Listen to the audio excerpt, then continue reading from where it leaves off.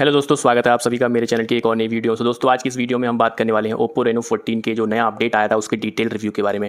Detail review में मैं सारी चीज़ें बताऊंगा, कौन कौन सी चीज़ चेंज हुई है और कौन सी चेंज नहीं हुई है, क्या दिक्कतें आई हैं और क्या ठीक चल रहा है, सारी चीज़ों के बारे में बात करूँगा। तो सबसे पहले हम सेटिंग्स में जाते हैं। सेटिंग्स में जाने के बाद यहाँ पर सिस्टम एंड अपडेट में जाएंगे। सॉफ्टवेयर अपडेट में जब चेक करेंगे तो यहाँ पर आपको दिखेगा, देखिए नीचे यहाँ पर दिख रहा है 15.0.2.406 एकदम लेटेस्ट अपडेट है। और इसमें हमें क्या क्या मिला था? सबसे पहले मिला था improves the stability of wifi connection, सबसे पहले ये मिला था। दूसरा, सिस्टम स्टेबिलिटी को इंप्रूव किया गया था, परफॉर्मेंस को, और जुलाई 2025 का सिक्योरिटी पैच मिला था। अब हम बात कर लेते हैं इसके बारे में। सबसे पहले डिस्प्ले बिल्कुल वैसी ही है जैसे पहले थी, कोई दिक्कत वाली बात नहीं है। पहले भी अच्छी थी, अभी भी अच्छी है, नो डाउट सब कुछ अच्छा चल रहा है। डिस्प्ले के मामले में कोई दिक्कत वाली बात नहीं है। डिस्प्ले में आप यहाँ पर देख सकते हैं कि यहाँ पर आप कौन कौन से तरीके से डिस्प्ले को यहाँ पर इस्तेमाल कर सकते हैं। रिफ्रेश रेट हाई और ये सब वो पहले जैसा ही है, कुछ भी चेंजेस नहीं आए हैं। ठीक है, चेंजेस इस चीज़ में वहाँ पर लिखा हुआ था कि ये वाली चीज़ चेंज हुई है, तो यहाँ पर मैं बता दूंगा आपको कि चेंज हुई है कि नहीं हुई है। यहाँ पर आप हाई और यहाँ पर स्टैंडर्ड पर लगा सकते हैं। देखिए थोड़ा सा टाइम ले रहा है, तुरंत नहीं लगता है, हल्का सा डिले है। वो पहले भी था, अभी भी है, कोई दिक्कत वाली बात नहीं है। ठीक है, तो यहाँ पर हमने बात कर ली डिस्प्ले की, एकदम कोई दिक्कत वाली बात नहीं है, सब कुछ ठीक चल रहा है। उसके अलावा आप दोस्तों बात करते हैं इसके साउंड की और यहाँ पर प्लेबैक की। तो किस किस तरह से हमें मिलता है हमको नेटफ्लिक्स में कई बार क्या होता है, नया अपडेट आता है, उसमें अपडेट में लिखा नहीं होता है कि क्या खत्म हो गया है क्या नहीं हो गया, लेकिन फिर भी क्या करते हैं वो कई बार नेटफ्लिक्स में जैसे HDR वगैरह खत्म कर देते हैं। तो वो मैं आपको दिखा देता हूँ। बाकी यूट्यूब में पहले मैं दिखा देता हूँ कि HDR वीडियो प्लेबैक अभी भी चालू है कि नहीं है, क्योंकि कई बार क्या होता है HDR वीडियो जो है यहाँ पर ख़त्म कर देते हैं कि यहाँ पर जो है चलना बंद हो जाती है। तो वॉल्यूम को डाउन करते हैं और HDR वीडियो चला कर देख लेते हैं कि चल रही है कि नहीं चल रही है।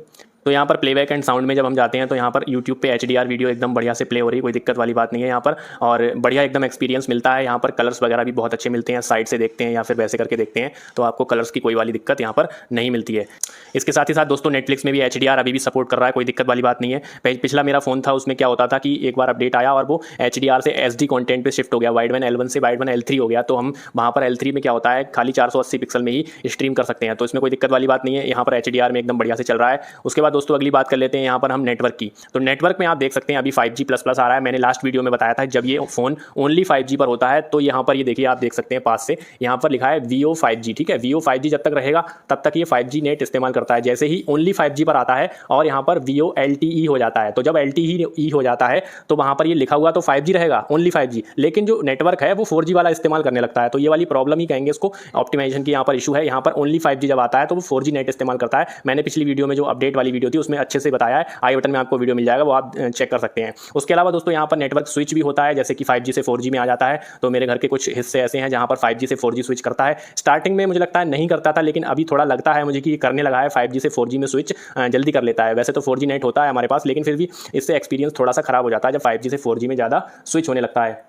उसके बाद दोस्तों हम यहाँ पर बात कर लेते हैं सबसे इंपॉर्टेंट चीज़ की, इसकी परफॉर्मेंस और हीटिंग की। तो क्या अपडेट आने के बाद इसकी हीटिंग में या परफॉर्मेंस में कोई कमी आई है या कुछ बढ़ोतरी हुई है? तो मैं ये कहना चाहूँगा इसकी हीटिंग लगभग वैसी ही है। ठीक है, कहने का मतलब यह है कि इसमें यहाँ पर MediaTek का Dimensity 8350 यहाँ पर प्रोसेसर जो मिलता है उसमें ऑप्टिमाइजेशन की ज़रूरत तो है। यहाँ पर आप जो ऐसा नहीं कह सकते कि एकदम बढ़िया चल रहा है और कोई दिक्कत वाली बात नहीं है, कुछ भी हीट नहीं करता है। जैसे मान लो मैंने HDR वीडियोस चलाई कम से कम 10-15 मिनट, तो यहाँ पर ये वाला एरिया थोड़ा सा हीट मुझे महसूस होता है। ठीक है, अगर आप मान लीजिए घर के अंदर बैठे हैं तो थोड़ा कम लगेगा। जब आप घर के बाहर यहाँ पर HDR वीडियो चला रहे हैं तो यहाँ पर हीटिंग प्रॉब्लम यहाँ पर दिखाई देती है, और जो फ्रेम है वो फ्रेम का ये वाला हिस्सा भी थोड़ा गर्म हो जाता है। जब आप इस तरह से पकड़ते हैं ना फ़ोन को तो यहाँ पर गर्म काफ़ी लगता है कि हाँ गर्म हो रहा है फ़ोन। तो ऐसा है कि यहाँ पर ठंडा भी तुरंत हो जाता है। ये भी दिक्कत वाली बात है कि यहाँ पर इतना भी देर तक गर्म नहीं रहता है कि मान लो बहुत देर तक गर्म ही है और ठंडा ही नहीं हो रहा है। वो मतलब जैसे ही आपने काम बंद किया और यहाँ पर जो है 5 से 10 मिनट में, 5 मिनट में ही लगभग एकदम नॉर्मल हो जाता है, ऐसा लगता है कि गर्म पड़ा ही नहीं था। अब जब थोड़ा गर्म पड़ता है तो बैटरी में भी यहाँ पर थोड़ा ड्रॉप दिखता है। बैटरी की बात करेंगे तो यहाँ पर जब हीट करता है तो बैटरी थोड़ा तेज़ी से ड्रॉप होती है। तेज़ी का मतलब ये नहीं,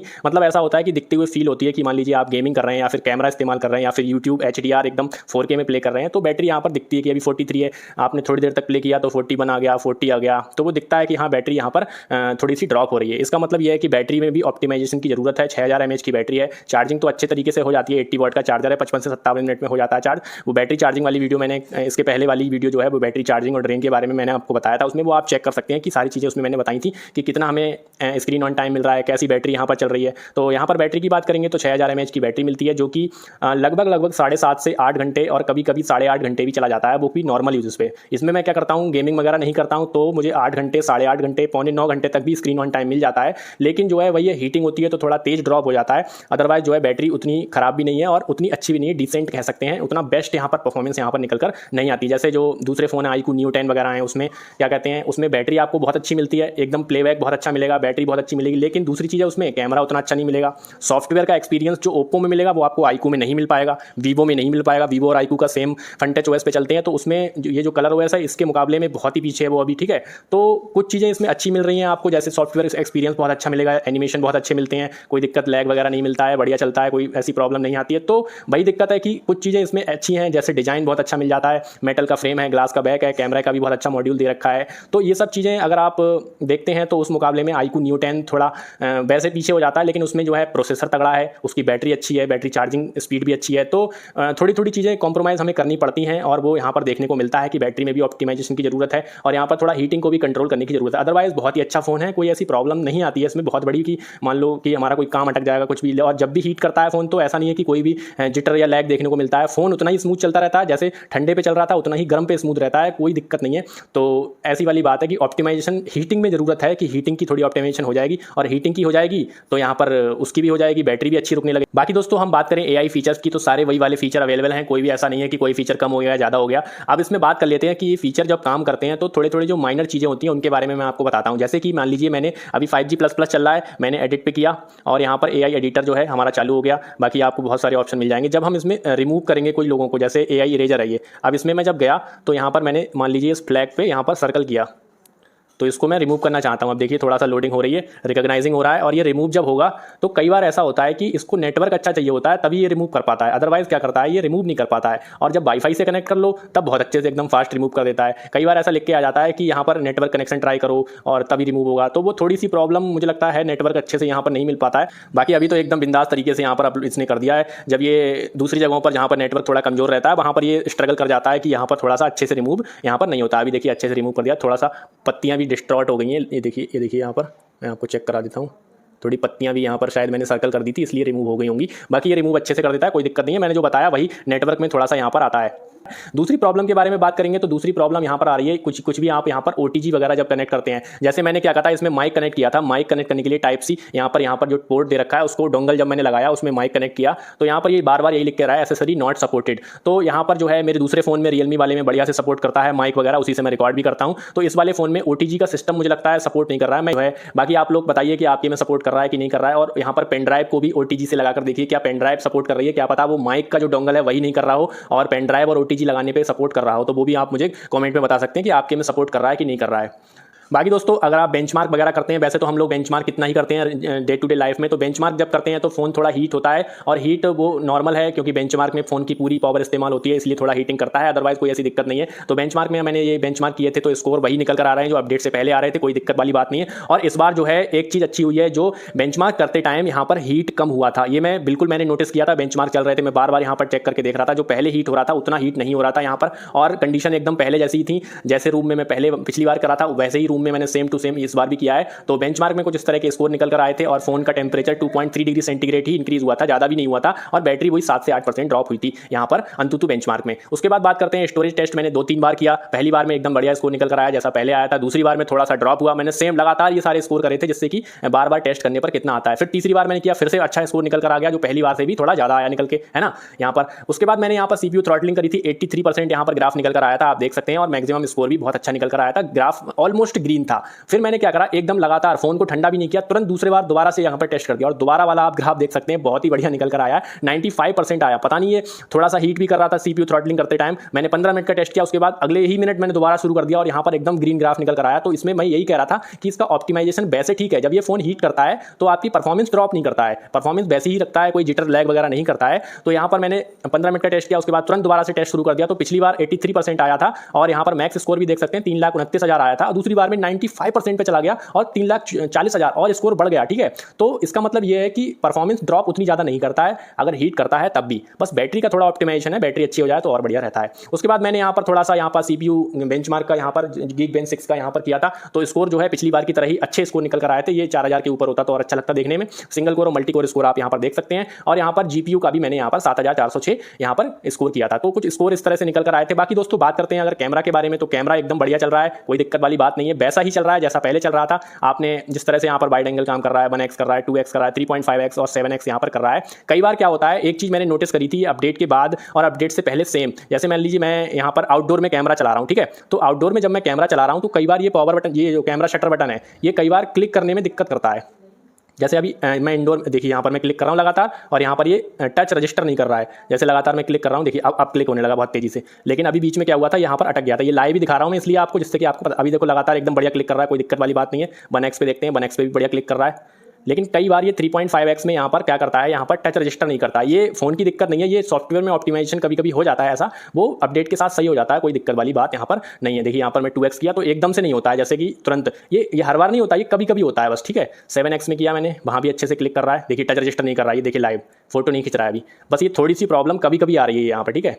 अभी मैं इंडोर में ही बैठा हूँ, आउटडोर में नहीं हूँ, देखिए टच रजिस्टर नहीं कर रहा है यहाँ पर थोड़ा सा, अब पता नहीं वो ऐसा क्यों हो रहा है, अब करने लगा, अब नहीं कर रहा है। तो ये चीज़ें लाइव में इसीलिए आपको दिखा रहा हूँ, थोड़ा सा प्रॉब्लम यहाँ पर, ये अपडेट के पहले उतना नहीं था, अपडेट के बाद हल्का सा ज़्यादा हो गया है, ऐसा मुझे फील हुआ है। पहले भी मैंने बहुत सारे लॉन्ग टर्म में फोटोज़ वगैरह लिए थे तो ऐसी दिक्कत नहीं थी।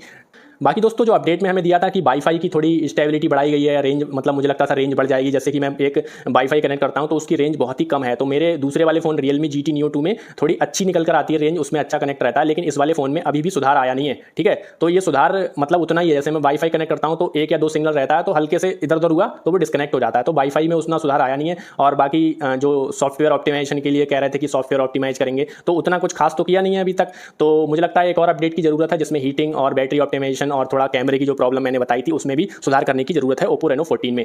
और बाकी कोई दिक्कत नहीं है, एकदम बढ़िया स्मूथ चलता है, कोई दिक्कत नहीं है। हीट होने के बाद भी उतना ही स्मूथ चलता है जितना हमेशा चलता है, कोई ऐसी प्रॉब्लम नहीं आती है। बाकी अगर आपके में कोई डाउट रहता है, बाकी AI फीचर भी अच्छे से काम कर रहे हैं, जो प्रॉब्लम्स मुझे दिखती हैं वो मैंने आपको बता दी, मैं लगातार बताता भी रहूँगा, हर अपडेट के बाद आपको सारी चीज़ें अपडेट करता रहूँगा। और कोई ऐसी दिक्कत वाली बात नहीं है कि मैं आपको नहीं बताऊँगा, मैं सारी चीज़ों के ऊपर वीडियो बनाऊँगा, कॉमेंट के भी रिप्लाई करूँगा। आप जो है, जो भी डाउट रहता है, मुझे जो भी फील होता है, वो सारी चीज़ें मैं आपको बताऊँगा। बाकी BGMI में बात कर लेते हैं एंड में थोड़ा सा, कि BGMI में हमको 90 FPS मिलता है कि क्या, कितना मिलता है, कम तो नहीं कर दिया। कई बार मैं बता रहा हूँ कि अपडेट में क्या होता है, 60 FPS कर देते हैं, जैसे कभी कभी नेटफ्लिक्स में फुल HD चल रहा था, नॉर्मल HD कर देते हैं। जैसे अभी यहाँ पर थोड़ा सा मैंने कैमरा फटाफट चलाया था तो ये वाला पोर्शन, ये फ्रेम थोड़ा सा गर्म पड़ रहा है। ये कारण यही है, जैसे कि मैंने आईफोन वगैरह भी चलाए हैं, मेरे दोस्तों के पास iPhone 13 iPhone 16 भी हैं, तो उनके भी फ़ोन ऐसे ही गर्म पड़ते हैं। अब पता नहीं, मतलब कुछ अलग करेंगे आप तभी अच्छा होगा, तो इसको गर्म नहीं पड़ना चाहिए। जैसे iPhone 13 है, बड़ा एकदम तेजी से गर्म पड़ता है और वो ब्राइटनेस भी डिप कर लेता है। जैसे आउटडोर में आपने कैमरा चलाया, जब वो गर्म पड़ता है तो उसकी ब्राइटनेस भी थोड़ी लो हो जाती है, तो वो वाली दिक्कत इस वाले फ़ोन में तो नहीं निकल कर आती है कि आउटडोर में कैमरा चलाया तो ब्राइटनेस जो है लो हो जाएगी, ऐसा कोई वाली दिक्कत नहीं आई थी।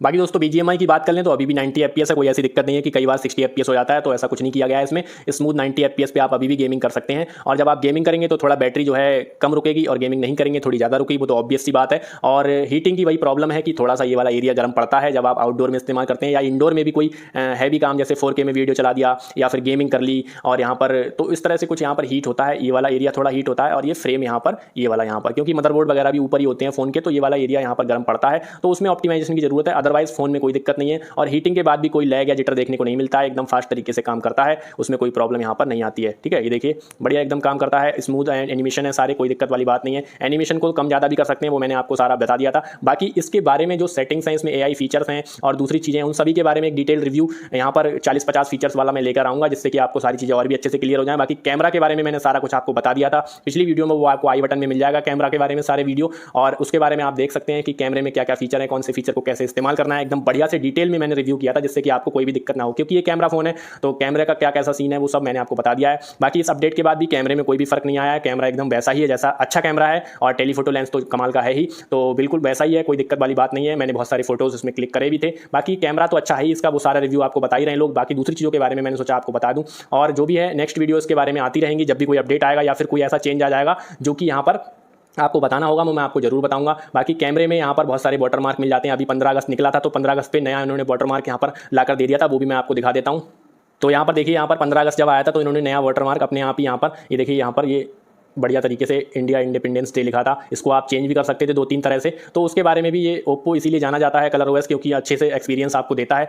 तो कुछ यही था नया अपडेट का डिटेल रिव्यू, कैसा है फ़ोन कैसा नहीं है आप डिसाइड करिए। बाकी कॉमेंट में अगर कोई चीज़ है आपको तो पूछने के लिए तो आप जरूर पूछिए, मैं आपको जवाब जरूर दूंगा। और बाकी चैनल पर ऐसे ही बने रहिए, वीडियो को लाइक कर दीजिए और हाइप वाला ऑप्शन जो आता है तो वीडियो को हाइप भी जरूर कर दीजिए करिए, इससे मुझे थोड़ा मोटिवेशन मिलता है, मेरा वीडियो ज़्यादातर लोगों तक पहुंचेगा। तो आज के इस वीडियो में इतना ही रखते हैं, यही था ओप्पो रेनो 14 का नया अपडेट के बाद डिटेल रिव्यू। तो वीडियो को देखने के लिए बहुत बहुत थैंक यू। वीडियो को लाइक कर दीजिए, चैनल को सब्सक्राइब कर लीजिए इसी तरह की इंटरेस्टिंग वीडियोस के लिए। Thank you.